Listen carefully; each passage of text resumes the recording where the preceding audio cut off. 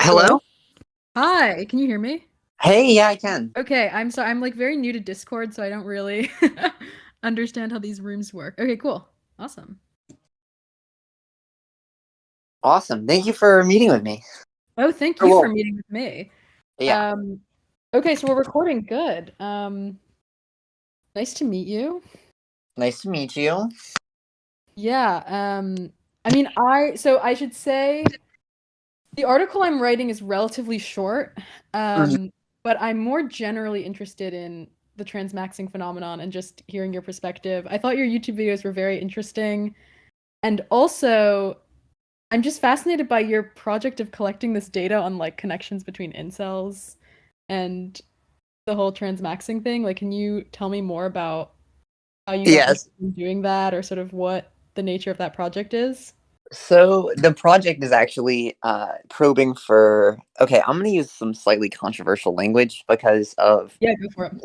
Yeah, but the study is actually probing for autogynephilic thoughts in various communities. And it's not a very good study. I'm not like a professional researcher or anything, but there was a study that was released like 2 weeks ago by this person named Tail Called that is just generally going over like kinks basically, and AGP or autogynephilia is present in like 3 to 15% of cis men in like natural populations outside of the internet, Hmm.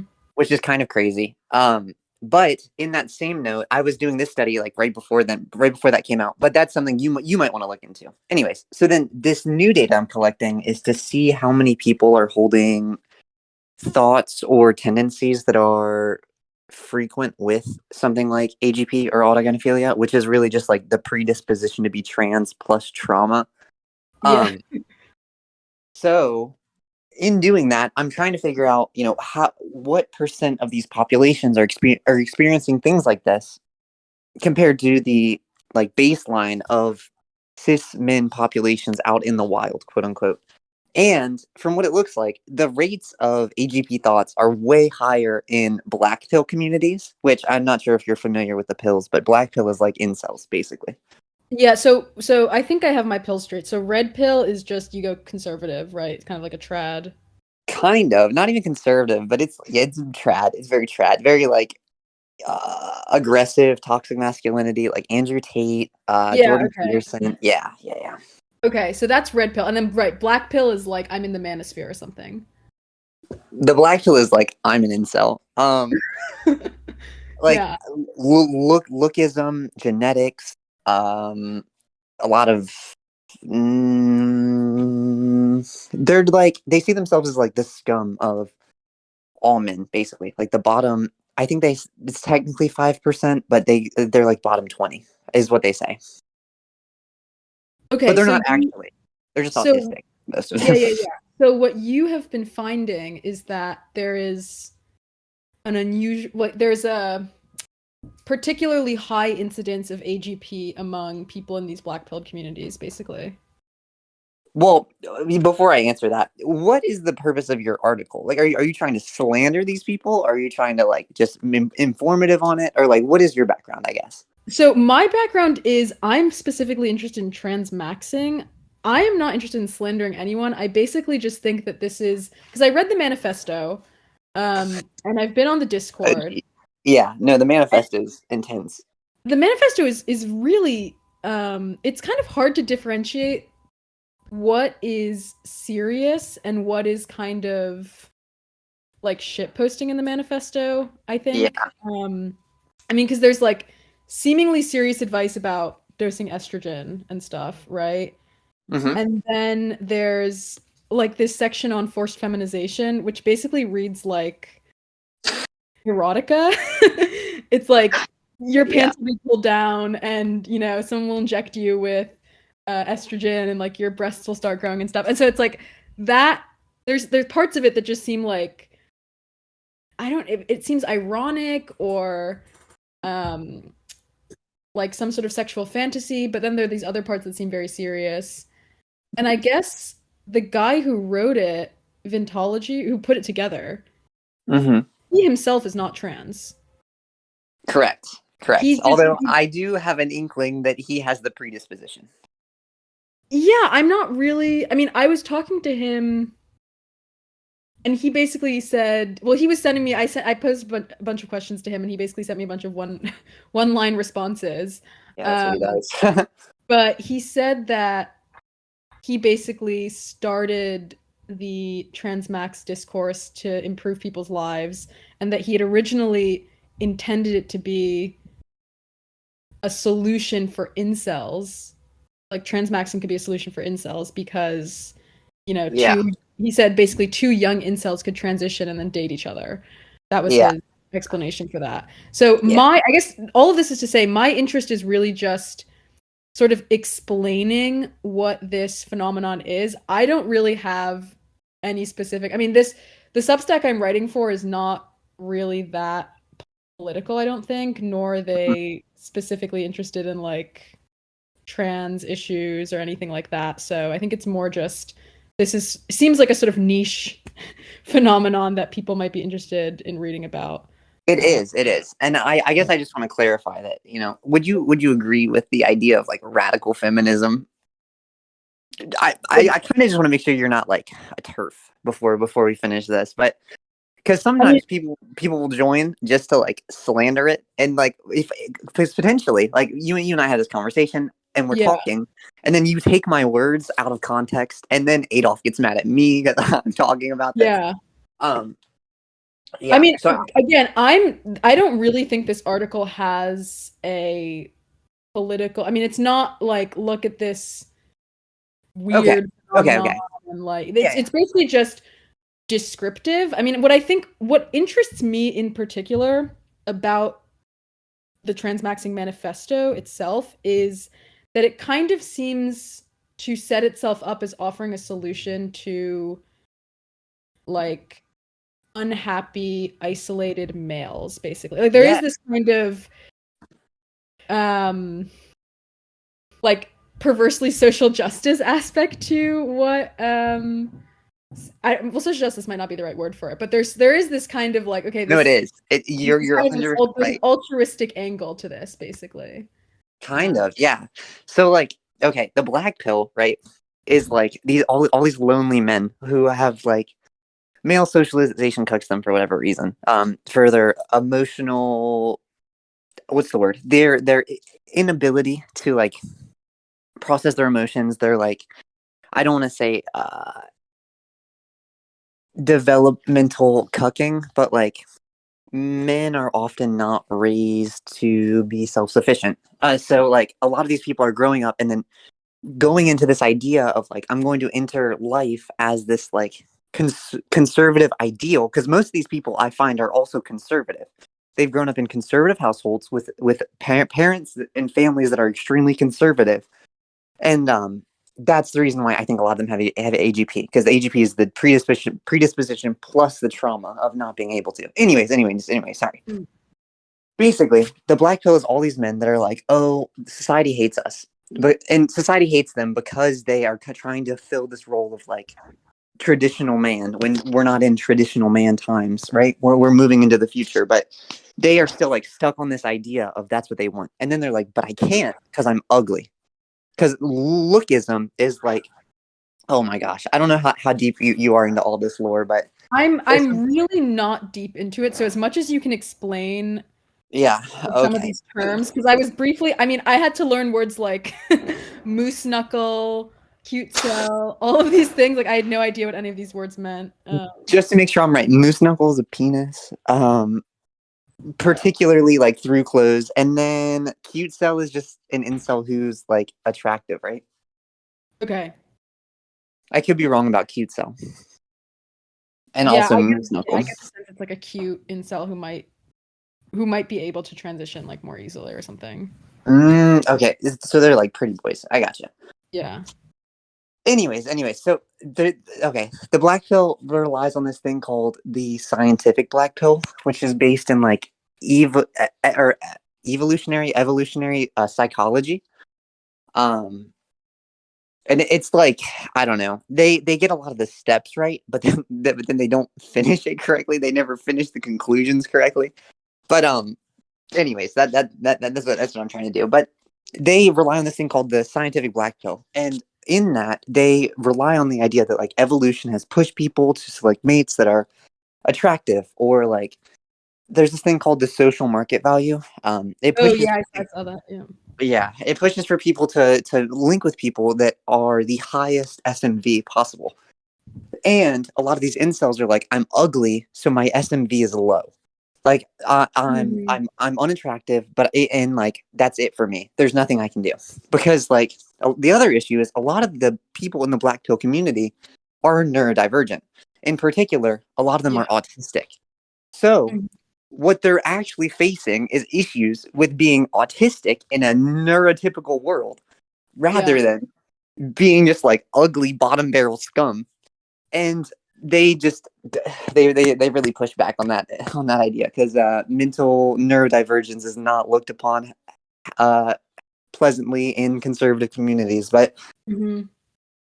basically, they hate themselves because they think society hates them because of their looks. But in reality, they're all just autistic. Not all of them. That's me speaking too liberally, but Yeah. a lot of them are autistic.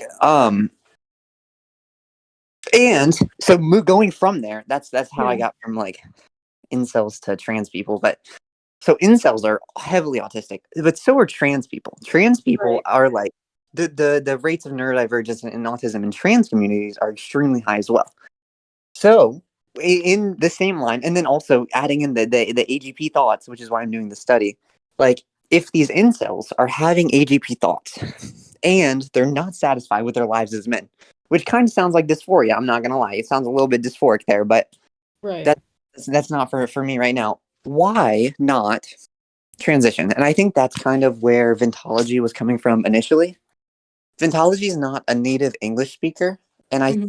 think a lot of the times he struggles to be understood by people, um, like native English speakers, because Yeah. his ideas are there, right? Like, if you're not happy with being a man, become a woman. Like, it's pretty straightforward. But then he goes and he has like the erotica stuff in the manifesto, and it's like, dude, you gotta chill out a little bit. But I kind of correlate the delves into erotica in the manifesto to be similar to like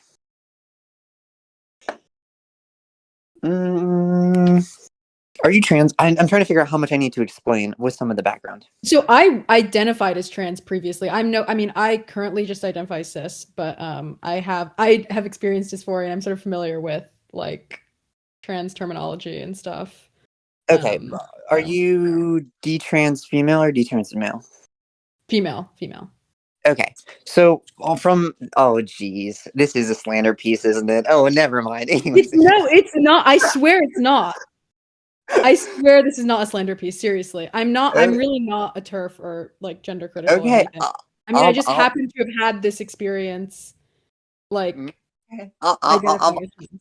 I believe you, but am looking forward to reading the article myself and confirming Okay, it. yeah, But so okay, basically, from this side of the fence is like a lot of trans femmes will find themselves consuming like cistification material or like forced feminization material prior to yeah, transition. And I kind of think of it in a similar way, where these incels need to be like forced into it because they have all these other mental constraints from their families, from their friends, from everybody around them saying, like, you can't be a girl. Like, you can't do this because you're a man. You can't do this because of your penis, essentially.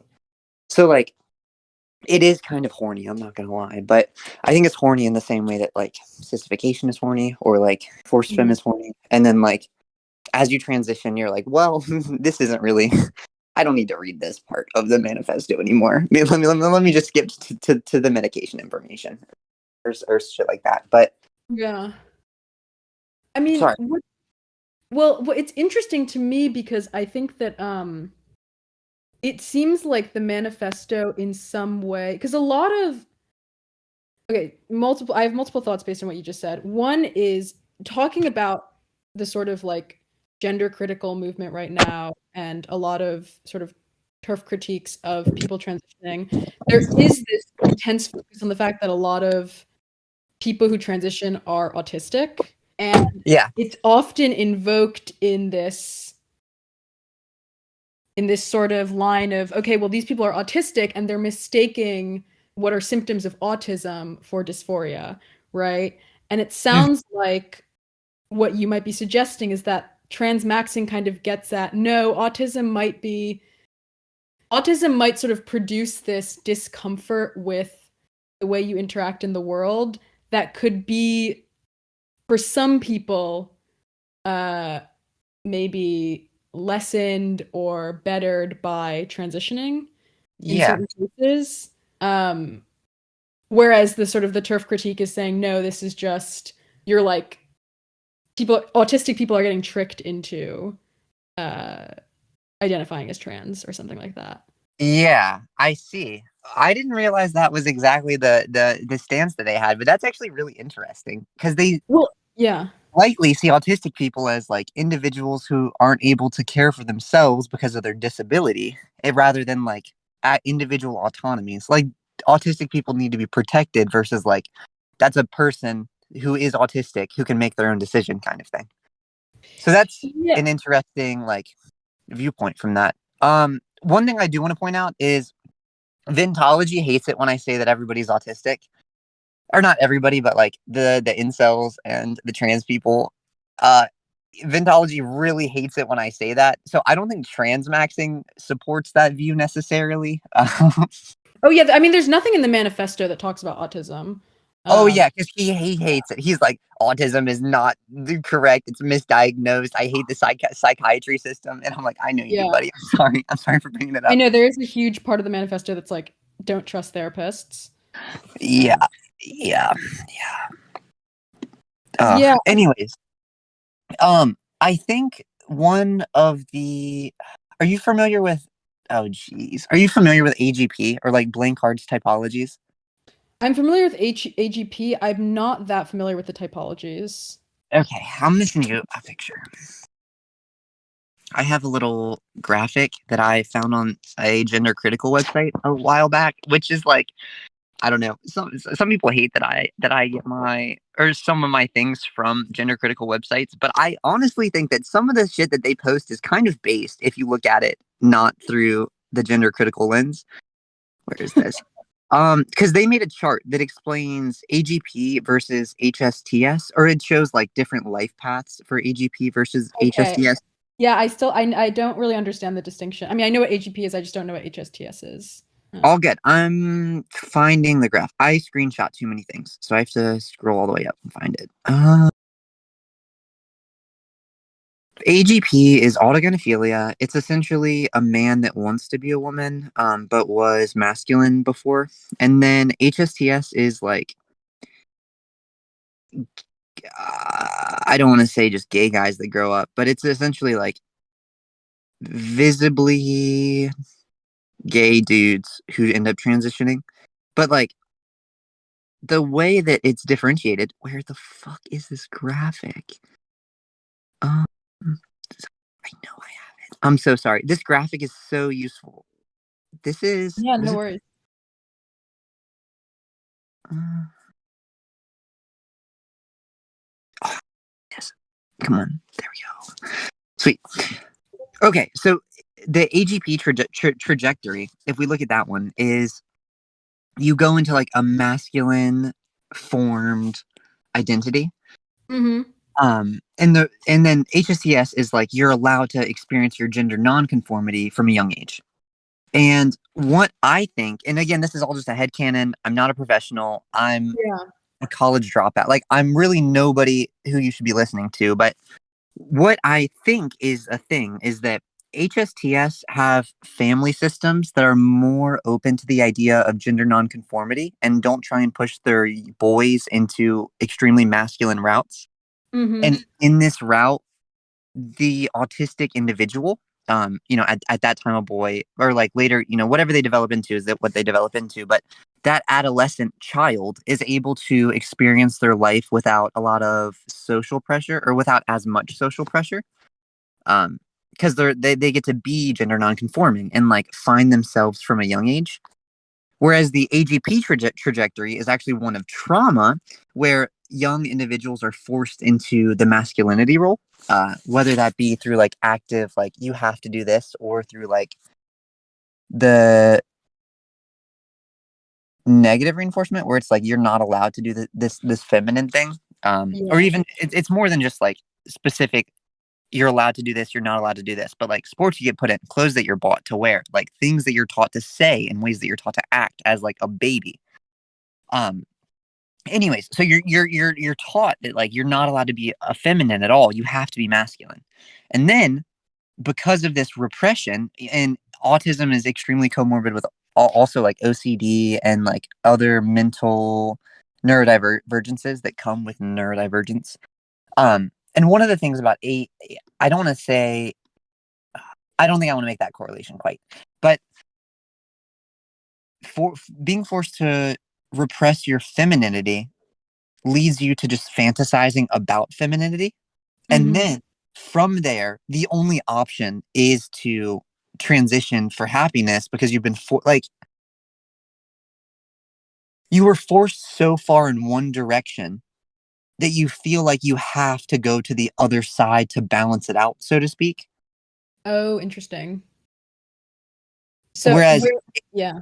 Sorry, go on. HSS is more okay with like, it's more balanced, maybe. But I don't So, know. yeah. Sorry, are you gonna finish your No, no, thought? I was saying, but like, I don't know for sure. And this is just like a headcanon based on interacting with communities and also my own experiences and also interacting with a lot of trans people. Yeah. So, are you saying? I mean, because you identify as trans, right? Yeah, yeah. Okay. So, are you saying that with HSTS, there's the sort of the gender nonconforming child who's allowed to express their gender nonconformity basically might end up saying, okay, I'm like they might end up identifying as gay, whereas it sounded like what you were saying is like the AGP child, the child who experiences dysphoria but isn't allowed to express themselves in gender nonconforming ways, ends up feeling like the only way that they can deal with their dysphoria is transitioning. Um, I think so. Yes. okay. I mean, what's interesting to me about this whole the premise of even dividing experiences of dysphoria into AGP and HSTS is that it seems to kind of conflict with like there's a line that says, like trans people are just born trans, basically, right? And like Hmm. there's the line of study that wants to find gender differences in brains and say that there's like these underlying ontological difference that might be similar to like homosexuality or something, even though we can't quite pin down what the biological markers are. But it Hmm. seems like this kind of division undermines that. I mean, certainly the transmaxing manifesto undermines the idea that gender identity is innate, it seems to me. Yeah. Pentology doesn't really like the idea. I think he included that information about the study that shows that like In, X% of AFAB people raised male are satisfied, and like yeah. Y% of AMAB people raised female are fine. I don't really remember the numbers or the study, Yeah. but he did include something. Exactly. I mean, I had asked him about it and he said, because I said, doesn't the Transmax manifesto undermine this idea? And he said, well, intersex studies already undermine the idea. So I think you're right. Like for him, it's the fact that there's intersex people who are raised in a specific gender and then don't identify with it or something that Yeah. undermines. But I mean, what do you think? Like, what is your relationship to um, this idea of like gender identity being innate or potentially influenced by these sort of social factors or something? Okay. No, this is multifaceted. Have you watched any Yeah. of the other videos on my channel or just the transmaxing ones? I have watched, well, I mean, the one that I watched in its entirety was the video where you were going through that guy's Oh, was it grotesque subhuman? yeah. Oh, what a guy. um And he He's would like he also was gone. reacting to the Transmax manifesto. Yeah. Yeah. Jeez. Okay. Yeah. Um. Okay. So I also talk about socialization a lot, and I think that gender identity might be innate or might not be innate, but the socialization pressures that people face are what cause dysphoria or euphoria. Like if you are a young AMAB individual who doesn't align with like masculine stereotypes, you're going to feel like a disconnect between the expectations everybody pushes onto you and the reality of like who you want to live your life as. And you're more likely to conform to those expectations to stay alive. Like you're a little kid, you know, as like a 2, 3, 4, 5 year old. You're not standing up for your identity. You're just listening. Like, I don't know. You're trying to maintain the fact that you're loved by your family, right?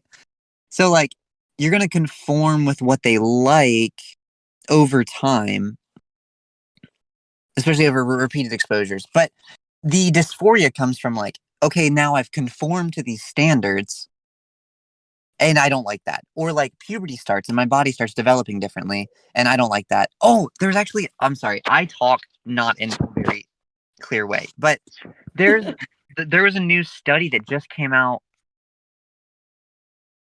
recently about genetics and trans people. Trans predisposition. It just came out in 2022, and it was linking.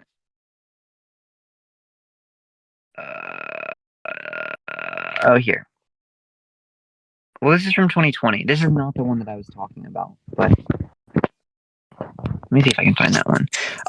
There were one or two studies that just came out citing like 15 to 20 different genes towards like being different in trans people, both AMAB and AFAB trans people. Um, and I think that there may be some underlying genetic influences that change your likeliness to transition or your likeliness to like want transition. But I think it's also very caught up in like the gender expectations that you have been like grown up with, the language that people use. I think it's a lot more complex than like, yes, it's genetics or no, it's genetics, basically. Because like, what if you're Yeah. born a boy, but you're not treated like a boy? You're just treated like a person. Would you still identify with trans woman, or would you just be like an autistic, like genderqueer, or like non-binary person, right? Because that's where my brain goes. I don't think a lot of autistic people are firmly in one like gender camp. Like, I'm a man, I'm a woman. A lot of them are like, I feel woman adjacent, I feel man adjacent, but I don't really feel like a man. I don't feel like a woman. Or like, some people are like, I don't identify with either of them. And I think that if a lot of the gendered socialization pressures for both AFAB and AMAB people weren't there, we would see a lot more non-binary or like gender fluid people than necessarily trans women or trans men. Does that make Right. sense? Yeah, no, that makes a lot of sense. I really do tend to agree with that actually. Although it's kind of hard to imagine a world where uh where people like how we'd get rid of those socialization pressures. Yeah, no, Um I don't know. It's just so difficult to think about. yeah, I mean, one thing that I want to ask you about is I remember in that video the grotesque subhuman, what a name for what a name I to know. give himself. You would say, I don't know if it was this video or another one, but you had said something about um like multi-maxing, or you'd use some word where you're talking about like uh transmaxing as like some pathway to de-insulization or something. Yeah. Um, I think that was the word you used, and it that was like the most explicit connection I had seen uh between transmaxing and sort of like incels, you know, bettering their lives basically. But could you explain a little bit more? Because I think there were other people in the channel were sort of talking about at some point like look maxing or something, like what the other maxings Yeah. are. So, do you know what maxing is? Like optimization? Essentially, yeah. So, Yeah. in particular, for like incel speak, they usually refer to it as like optimization to get laid. But a lot of them also use it as like an optimization just to make your life better in general. Um, okay, so that's maxing. The other thing is, you said make their lives better. This is a conundrum, right? Some of the incels, in order to make their lives better, they go deeper into inceldom.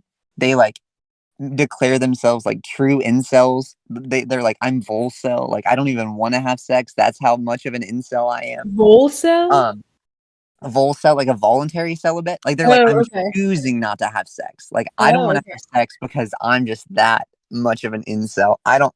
It's like true cell. I'm not sure if you've seen that one, but like true cell is somebody that like just cannot get laid, whether that be through choice or like not choice, but like they are an elite tier incel because they're a true cell. It's so crazy. It's so crazy to me. Yeah. But so that's one direction. And then from like everybody else's perspective, getting better would be like de-inceldom. So de-inceldom is becoming less of an incel. True celldom is becoming more of an incel. So to Okay. some of them, they don't want the idea of de-inceldom, which is why like transmaxing is kind of rejected through a lot of their communities. Um, there's also a lot of misinformation around it because it's just used as like slander against trans people, and in Yeah. particular like ugly trans people, or not even ugly but just non-passing trans people. Like they really just like to like shit on people that don't pass, and even people that do pass they still like to shit on them. Wait, they being the incels? Yeah, or like creators that will make content about them in Yeah. particular. Yeah. But the incel spaces online are also not very nice to trans people generally. Unless they're attractive, but that kind of gets around. I don't know. That's in line with the incel ideology of like, if you're attractive enough, you get whatever you want. It's all lookism. Ugh, I fucking hate it. But, Yeah. anyways, okay. Sorry, I got detracted. But transmaxing is a route to de-incelization for a lot of them because they transition. They are able to find new communities that are not Mhm. incel communities and like link to them over new things. In particular, maybe they're able to find queer groups or like LGBT online spaces. They could still be toxic spaces, don't get me wrong. They could still be like awful spaces to be in, but I can almost guarantee that 99% of online queer spaces are probably better and more inclusive than online incel spaces. Um, So, like, in terms of increasing their own mental moral code, I think it's better for a lot of them to leave. But it's difficult because you can't just join these groups as an incel or you'll just get Right. shit on. And like Right. they don't want to lose their whole community. Like these are their friends. These are people that they've interacted with and like been through the trenches with for I don't know, internet long times, weeks, months, years, I don't know. But like these are their friends. These are their communities. These are the people they know. Their YouTube algorithms, their TikTok algorithms, everything has them primed towards inceldom. Yeah. So they want to go deeper into inceldom, which is why transmaxing isn't looked at positively. But you asked about multi-maxing. Okay. Transmaxing as like a form of maxing is really just like a combination of other types of maxing, I think, in my personal opinion. Hmm. A lot of this is off script. Vintology, I don't know how he feels about me coming in and changing a bunch of this shit, but I'm just gonna do it anyway. But transmaxing is just multi-maxing in that like it's med maxing, which is taking medicine to optimize your life. Yep. Um, so you can take feminizing hormone therapy. You can take anti-androgens. They actually recommend anti-androgens in the looks maxing wiki page, even not in relation to transmaxing, which is funny. They do it in regards to like hair loss or like Oh. reducing your T if you're too high T, which is I find that funny. But um, yeah, so it's med maxing. It's taking feminizing therapy, estrogen, anti-androgens to improve your life. It's looks maxing, because generally, on average, I would say that people become more attractive as they start to like become more feminine. will put more effort into their appearance. They will take care of themselves better. Mm-hmm. There's just like a revitalized sense of like existence. Whereas like as men, a lot of them are just like rotting away and then like complaining about how they're rotting away. So even if they're not attractive, they still get the quote unquote inherent boost of being like a woman, which is I think it's like plus 4 points on this SMV scale. I don't know specifically, but like it's some like insane jump of like almost instantaneous just by putting the minor soft maxing, which is like makeup, skincare, working out. Um, just by doing those few things, you can improve your appearance and also your just overall vibe, I guess. I don't know. But Yeah. anyways, Mm-hmm. I I just think that for a lot of people, like Discord mod is not a very attractive look. And I'm not saying all incels look like Discord mods, but like Discord mod as like the stereotype in my head, female Discord mod still looks better than Discord mod. Even like, yeah. Anyways, so transmaxing gives you all these tips to like how to improve your appearance, how to take medication to improve your improve your appearance, Yeah. uh, and all these other things. So if you're following it to a T, you're going to be improving your looks. And then also, so you're also what is it? It's I don't know if it's status maxing or social maxing. I think it's status maxing because you're optimizing your status. Because and I even did a very small poll. It was just a few answers that I got for this one, but I said, who has a higher social market value, trannies or incels? And every single person said hands down, trannies do. Yeah. Well, I mean, So that comes through. Well, that's like that's the interesting thing about the Transmax manifesto, and also just some of the discourse on the Discord is that like it seems like you have to do this calculation of whether or not transition is actually gonna raise your value enough to justify like your SMV enough to yeah, justify doing it because and I guess that's why they talk about like in the manifesto there's this part about why you should transition relatively young because the hormones yeah, are more effective like it basically it's like it'll be easier for you to pass right yeah, um so that okay that is yeah that is interesting but it sounds like there's this kind of self-help component that's not really that dissimilar from other sort of like self-help techniques available to like I mean I'm thinking about Andrew Tate right now just because he's like the yeah, self-help guy I mean obviously he's not you know I don't know who his target audience is really but it's a red kind of pill- similar like you probably optimize red pillars, but I think a lot of right black red pill like him as well. yeah I mean I don't know if he has like an incel following among incels or anything I don't think so. I think that they see him as like aggressive, and they're like, his advice doesn't work for me. They're like, I'm too ugly for his advice. yeah They yeah might like his attitude or like the things he says or like his stances against. I'm not gonna say against certain groups of people, but like they like the way he talks. He's like big, strong man. But they also are like, but his advice doesn't work for us. Like we've tried going out and flirting. We've tried doing these things. It right doesn't work. We're just subhuman. Like a lot of their names are like genetic abomination. That's one of the people I reacted to. This oh my incel's name is genetic abomination. He's an abomination of genetics. Another one is grotesque subhuman. Like yeah a lot of them have names like that where it's like I'm literally subhuman scum, basically. yeah Um, which just kind of gives you like an insight into how they feel about themselves and like the way that they look at themselves. I feel like. oh yeah definitely I mean it just seems it seems like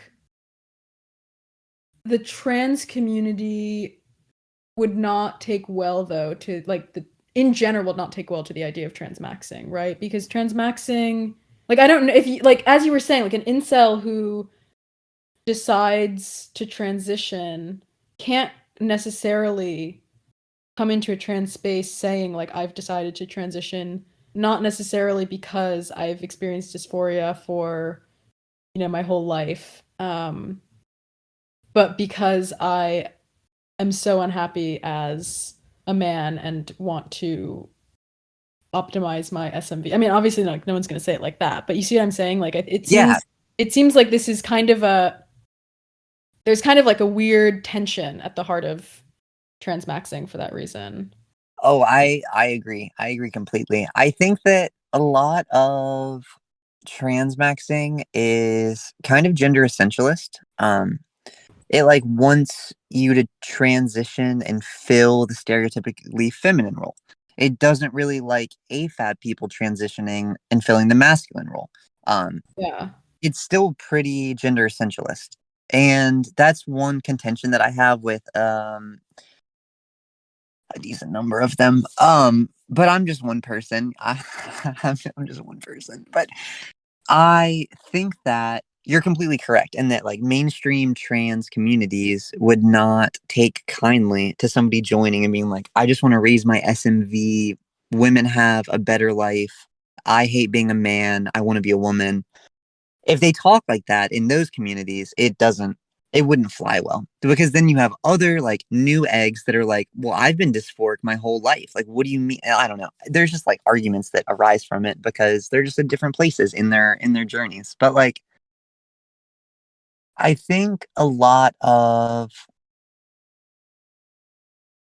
it's actually really conflicting. I'll talk to some of my friends about this, and some of them are like, "Oh, that's actually really cool. Like these are just like eggs that you're helping egg." Because like I told them that I'm trying to pink pill incels, but then I have other people. Like I had a partner that broke up with me over this because apparently they're just awful people, but they were also a little bit gender critical. So maybe that's why they broke up with me over this. But anyways, to answer your question, like yes, some people in the trans community are not at all happy about this, and then other people are like they just sound like they're dysphoric and they don't know they don't have the language to describe it yet. Yeah, I mean, because do you know people who openly identify as like like having transitioned for transmax reasons? Because I can see why. I mean, on the Discord, it seems like you've got people who are transitioning, but it's not clear. Like if because if you're transitioning, you're saying, okay, I, am the gender I'm transitioning to and want to be identified as such. Whereas transmaxing always has this kind of connotation of I'm doing this is like a means to an end on Yeah. some level. Um, so are there people who like openly say this is at least for a period of time, like I'm just transmaxing basically, like this is my next step essentially in the de-insulization path or something? I think a lot of them are too caught up inside of the path to realize like what they're doing until like hindsight is a thing. But there are people that are transitioning for the purpose of like getting a better life. One of the people, they're actually another mod in the server, is doing that where like they said that they faked dysphoria initially, and then they ended up getting like real dysphoria. To like now, like they were like, I gave myself dysphoria on accident by pretending to have it, which kind of just sounds like they had it initially, but like they claim to not have had any dysphoria beforehand after like 3 months of saying that they did and like going to therapy and getting on estrogen. They ended up getting dysphoria. But that also kind of sounds like how dysphoria shows up in new ways as you start to explore your transition. And that's Mhm. another, I think a lot of incels don't realize that they're dysphoric is because they just hate being a man so much because that's all they've ever known. They don't realize that like there are ways to escape those feelings. I Yeah. I I I, mean, I don't know. well, on that note, I mean, one thing that's interesting is that the manifesto actually like gives instructions for inducing dysphoria. I don't know if you've seen them, but they involve watching, I think it's some sort of anime. Gender Um, bender. Oh my yeah, gosh. it's like Kashi Mashi, girl meets girl, Oh my god. uh, Tatsuwan, birdie. I don't know what these are. And then it says, as a last resort, you can try sissy hypnoporn. But so there is this kind of on some level, assumption that the people who are using this guide or who would use this guide might not experience dysphoria and might need to like induce it. Yeah. Um, yeah, which is another sort of interesting. I mean, even the idea that you can induce dysphoria, I think, might be a little bit controversial No, to it's so people. controversial, but it's hilarious because I think it probably can happen. I don't know. Like if you are somebody who's predisposed to this, and let's say that you've gone your whole life, you got really good at pushing these thoughts out of your head, right? And you got really good at like telling yourself that's never going to happen. That's not my life. It's not my existence. It's not who I can exist as. It's just not Yeah. something I can. And then you watch an anime, and in the anime, they freaking transition. It's going to reawaken a lot of these things that you've quieted over the years, or like these things that you've like suppressed.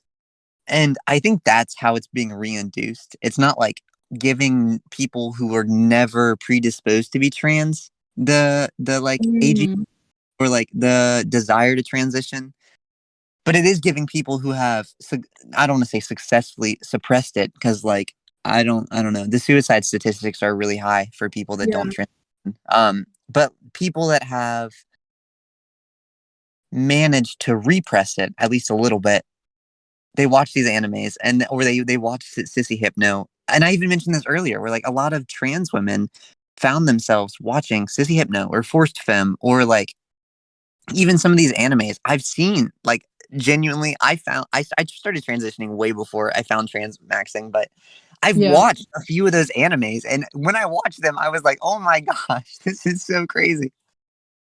Because they like show what? Because they show transition or something, or Well, yeah, one of the ones I watched was I actually don't know if this one is in there, but it was called like Goku Dolls, and it's this one where three mobsters owe a debt to like their mob boss, and then they're not able to pay it, so they get turned into these like idols. So they go from like gangsters to like they're forced feminized into pop models. Where like they're hyper feminine. They're like I don't know. The anime is kind of crazy, but I remember watching it and being like, I'm so jealous for one, but second of all, like, what kind of premise is this for a show? Like, yeah. who was thinking this when they made it? Like, I knew what they had on their mind, that's for sure. But Right. yeah, I think inducing it is really just like reawakening feelings that you may have been able to suppress, or even more likely that you're not able to suppress, but that you're just denying that you have. Yeah, I mean, what's emerged for me in this conversation is because so there's a quote that I found really interesting that I want to include in my article in the Transmax manifesto, which was um wait, I'll just like send it to you on the chat. Because I actually thought that it got right what a lot of Did you send it in the server?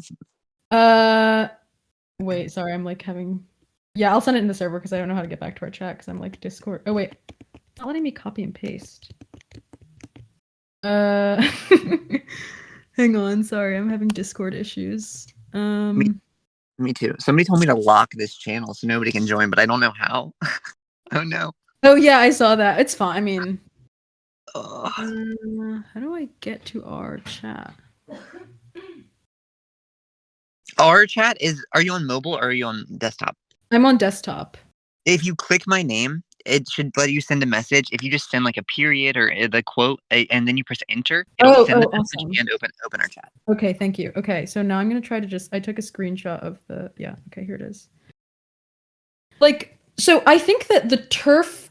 Okay, so the trans, both the like, sort of trans medicalist and turf and just sort of like this gender essentialist view of gender is basically it seems that it says like your gender identity is something that's fixed and then you can be confused about it, like you either get it right or you get it wrong, um because it's essential and it's fixed. And some like people who think that trans people are born trans will say that it's fixed from birth.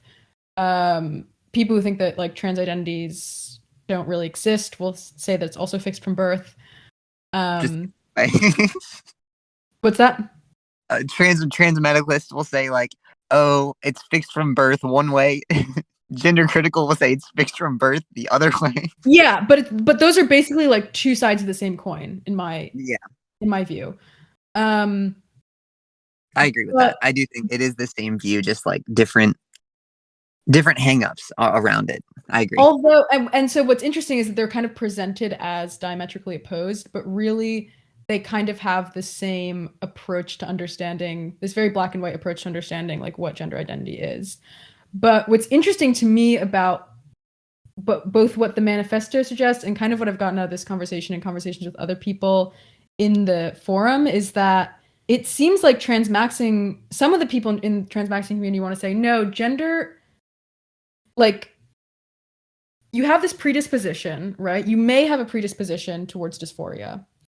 And then you can kind of decide what to do with that on some level based on what your maybe previous experiences are or how you were allowed or not allowed to express that predisposition that you have.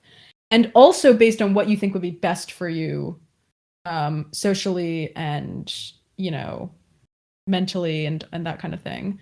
Yeah. And so like the transmaxing approach is to say to some people who might, because I guess a person who's never even like the idea of being dysphoric has never crossed their mind would look at transmaxing and it makes no sense to them. But people for whom it might make a little bit of sense could then look at what the transmaxing manifesto is like proposing, the different sort of maximizing techniques that it offers, and decide whether or not they want to implement one or many of them, which is a completely different approach to understanding gender identity than what I think most people in the mainstream culture are talking about today. I agree. Even though we're talking about gender identity so much, it seems like this is like that's what interested me about it, was that it seems like this is actually getting at something. It's somehow getting gender identity, I don't know if it's more right, but sort of more accurately than either the trans medicalists or the TERFs necessarily. I don't know. No, I agree. I agree completely with you. And that's what I mentioned about the transhumanism is like. Yes, please do say a little bit more about that. It's taking what you have and where you are and like saying, how can I improve my life using technology? And it's saying, is estrogen going to help my life? Are anti-androgens going to help my life? It's not about like, oh, am I innately a boy or a girl, or like, am I stuck as a boy or girl? It's like, do I want to take estrogen and grow boobs? I guess, like, sure, why not? Yeah. That's what I think it's more like. But Vintology hates it when I say anything about transhumanism.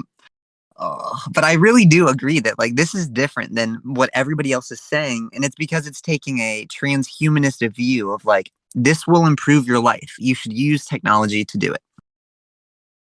Yeah, I mean, I don't know why. I have to ask him, I guess, why he hates the transhumanist language, because transmaxing just seems it like is transhumanism straightforwardly, right? I mean, It if is. transhumanism is just like using technology to maximize to better your life in some way. That's very interesting.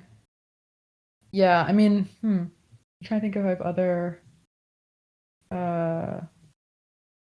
questions, because I'm thinking about framing really the article in terms of this is in terms of transhumanism and kind of these being like techniques, this kind of novel approach to understanding gender, and this series of techniques that people are basically using. Because I mean, you know, one thing that's come out in some conversations is that, as you were saying in our chat, like there are people who don't socially transition who are taking estrogen. And that is kind of an unconventional maximizing technique, I guess, right? Where like, are they taking estrogen just for the, I mean, I guess for the physiological changes, right? Or maybe for psychological purposes, or Yeah, for the mental effects, also the physical effects. Sometimes, like a lot of them will still grow boobs, or like their bodies will change, fat redistributes, their skin changes, but they just don't see themselves as like passable, so they choose not to transition. One of them uses the phrase pretty boy maxing, because now they're just a pretty boy. Yeah. So like I think a lot of them still feel a lot of constraint from their socialization. And like you can't be a girl if you look like this, or like you'll always be a guy because of your forehead or your jaw, like all the things that people clock about themselves. Um, and they like get so stuck in it where they're like, I can't be a girl. Like, look at my face. But I still like being on estrogen. Like, I like the effects of estrogen. I like looking more feminine. I like looking younger. I like not looking as masculine, but I'm still not good enough to be a girl. And even the ones that like say that, a lot of them are like, I don't know. A lot of this is, I talk to a lot of these people like on a daily basis. So it's just like interactions I have with them. But a lot of them will even say like, well, maybe after FFS, I will AGP max instead of pretty boy maxing. Where it's like maybe I'll do my full transition and use my different name and my different pronouns after I see myself as like worthy of using those things. And Mm, all of those people also often hold heavily bigoted ideas, and like they're really misogynistic or they're racist, or like yeah.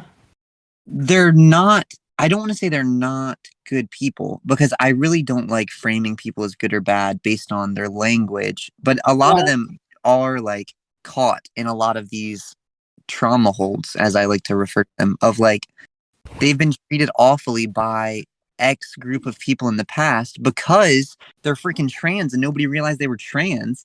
And then they hate these groups of people.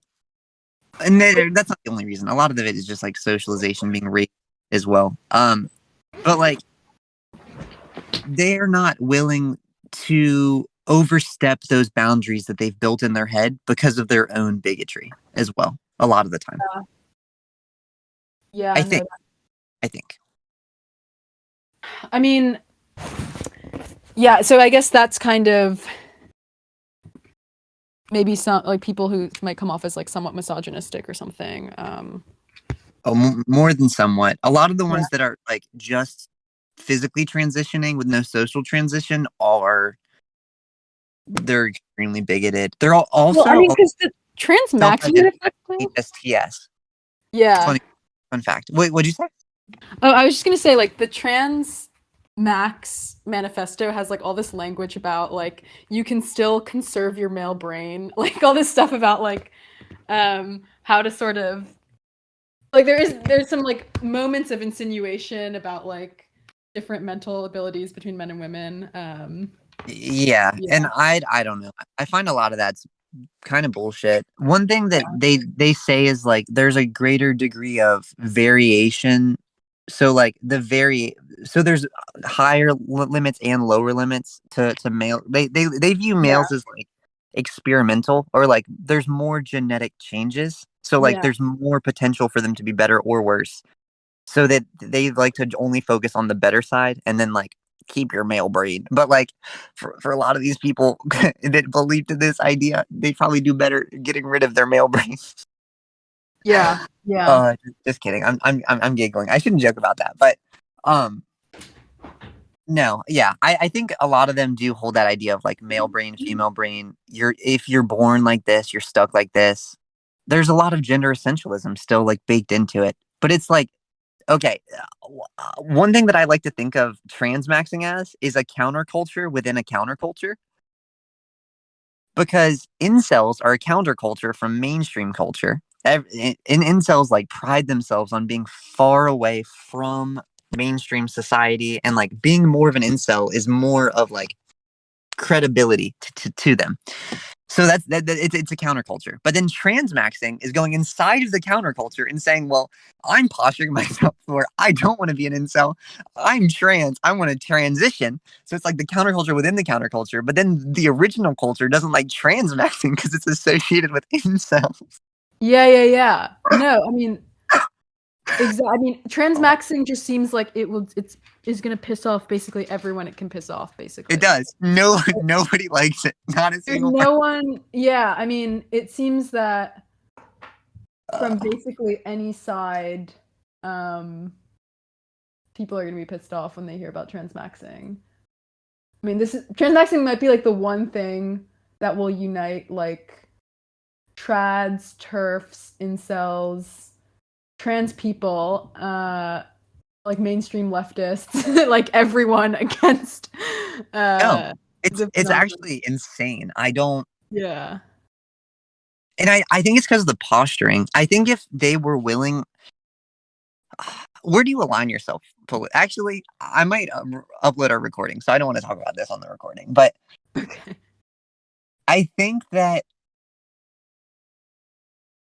if that does happen and everybody aligns against transmaxing, I don't even know what I'm gonna do. I'm gonna be disappointed in my trans community. I'm not gonna lie. If they like disregard all of them just because they're from the incel community. But at the same time, I do think it might happen. I do. I do think it might happen. Yeah. Yeah, I don't know. I don't think Yeah. it's conflicting because on the one hand, a lot of them do hold a lot of like bigoted viewpoints in regards to the way they view the world. But on the other hand, a lot of it is also the way they talk in these communities. Like the issue is more the communication styles and methods of the community rather than the individual thought, which like the language gives the brainworms rather than the other way around sometimes, but also brainworms contribute to language. Um, What do you mean by brainworms? I've never heard that term. oh my gosh. The brainworms are like imagine you are a fresh egg, right? And you like a fresh like transgender person, and you have Yeah. no idea any of the negative things that you're supposed to correlate with being trans. So like you're just transitioning, you're living your life, you're having a good time, you're enjoying exploring your femininity, and then you go online, and all of a sudden you read about all these people and how clocky shoulders are, and how clocky your brow bone is, and how clocky Mm. your nose and your jaw and your Adam's apple. And then, like, suddenly you start seeing all these things in the mirror when you look there, because now you have these brain worms that have, like, torn into Oh, you. I see. Yeah. So a Yeah. lot of them are not racist initially, or like they're not misogynistic initially, but a lot of them come from backgrounds where it's more normalized. Because again, like a lot of these people are coming from extremely conservative backgrounds. And Yeah. like for myself, being raised in an extremely conservative background, it wasn't explicitly anti anything, but the language used gave me a lot of brainworms. Mm. Yeah. Yeah. So like it wasn't like we hate women, we hate black people, but it was like subtle things of like us versus them. And like me as like a Mm. white boy, it was very like us versus I was I don't know. I blame a lot of my socialization for a lot of the brainworms that I had, but I want to help other people dig their way out of the dirt so they don't got to deal with the brainworms. Yeah. And I would hope that a lot of other leftists and trans people would want to do that as well, which is why I would be disappointed if they were like, fuck all these people. Because, like, if anybody needs to understand how brainworms happen and how we need to help people get out of them, it's them. Um, Yeah. Yeah. I mean, there's not that much talk about transmaxing that I could find outside of transmaxing circles on the internet, but what I have found has been either people saying like, oh, either people using transmaxing to say like, oh, look at this, all trans identities are basically just like incels who decide to transition, yeah. or people saying, or trans people saying like transmaxers are these like disgusting incels who are distorting true trans identity. Uh, Yeah. Yeah. Yeah. and so, in my opinion, again, that those things are kind of two sides of the same essentialist coin of understanding gender identity. Um, so yeah, yeah. I mean, well, you've given me a lot of stuff to think about as I sit down to write this article. I mean, is there anything else that you want to say um, before we end the interview? Mm, I mean, we can also like continue to chat and stuff. But I can't think of like anything in particular. I talked about incels. I talked about trans people. I talked about the autism. yeah, Talked about AGP. Talked about kind of most of it, I think. But I'm sure there's more in there. But and transhumanism in particular.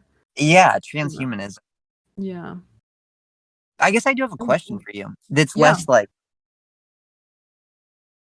do you think posturing this as transhumanism would make it easier for other people to accept? Or like, what do you think causes the same side of the coin of everybody else hating this one thing? Because I want to help like ease the understanding between certain groups and that like these people. However, I can't tell how much of it is like, well, first of all, I can't tell if this is actually a bad thing. That's the one thing. It's like, is this actually something really shitty that I'm advocating for? But then the other thing Transmexia. is like, is it just because Vintology is not a native English speaker and people struggle to understand what he's saying, like the idea behind his words rather than the actual words themselves? Yeah. Yeah, Yeah. I mean, my personal, from what I can gather, I think that there's just so many people on so many different sides of these debates around gender that are really invested in the idea that gender is fixed. And, either its gender is fixed so we can define sort of what roles we occupy in society or whatever, or gender is fixed so that we can say, I don't identify with the gender that people think that I am.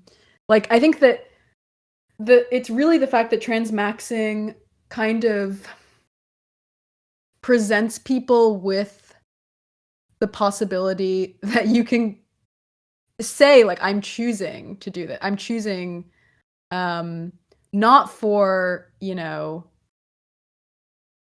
don't know, sort of essential reasons that are baked into my brain or something to transition, but I'm actually choosing to do it because I want to optimize my life. There's some sort of like, pragmatic calculation behind it. And yeah. Like, I think taking that ownership of your life pisses people that off. yeah, I think that idea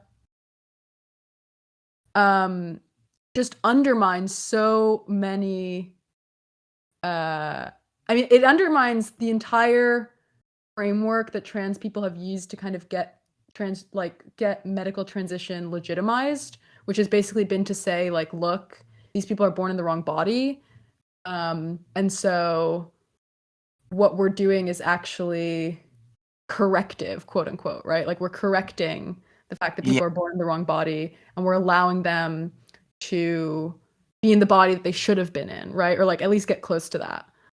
Um, and transmaxing kind of comes along and seems to say, no, no, no. I mean, maybe some people are like that, but then there's like other people who can just use these technologies um, because they kind of want to. yeah. Um, and I think transhumanism, I also think is going to be a difficult sell for people because Really? I just think people associate it so much with, um, I think it kind of scares people Yeah. because it sounds like you're saying, um, I mean, I think a lot of people hear transhumanism and they think like sci-fi, put chips in your brain and stuff like that. Um, but I also think that people are gonna sort of hear about it and maybe say, well, no, but there's sort of less extreme methods you could use for like less extreme self-help methods you could use basically that don't involve medical Like what? interventions. Like I mean, what's an example? Just in case. right, Just that's the thing. I don't know. I guess they might say like going to the gym or something like that. I mean, it's like it's hard to know what they would actually have in mind, or maybe psychiatric medications. Those have a lot of side effects, of course. So yeah, I don't know but I get the sense that people would have a negative reaction to the transhumanist framing of it. of course. The most hilarious thing about that is that to me, transhumanism includes things like psychiatric medication or like bacterial medication because you're utilizing technology to keep you alive and like make your life better. It's all transhumanism. Right, yeah, and I guess but I think people associate transhumanism because you're right, right? Like to the extent that transhumanism is just using technology, which could be anything. Like I mean, like riding a bicycle is kind of transhumanism. Yeah, it is. No, literally anything other Like, than just like walking around, not even like living in a house. Like if you yeah, use an AC or a heater, you're fucking transhumanist. You're keeping yourself right. alive. But I think people hear transhumanism and they think like extending life expectancy, genetic like what is it? Gene editing and that kind of stuff. Yeah, Like sort of which HRT does kind of. HRT does change like genetic sequences, and it does change like I don't know. I think HRT would definitely fit into transhumanism, but the yeah, phrasing. yeah, Gee. yeah. Yeah, Okay. well, I mean, Thank you. thanks so much for your time, and for this conversation. I really enjoyed it. Yeah. So would you, when I quote you in the article, how do you want me to identify you? Like what name and stuff do you want me to use? You can just use cat or cat the vat. Like Yeah, yeah, I don't know. okay. I'm a YouTuber. Everybody in the Okay. server knows that I'm that person. So Yeah. Okay, yeah. cool. All right. Thank you. I mean, I'll let you know if I have any other questions and definitely we'll send you the article when it's out and stuff.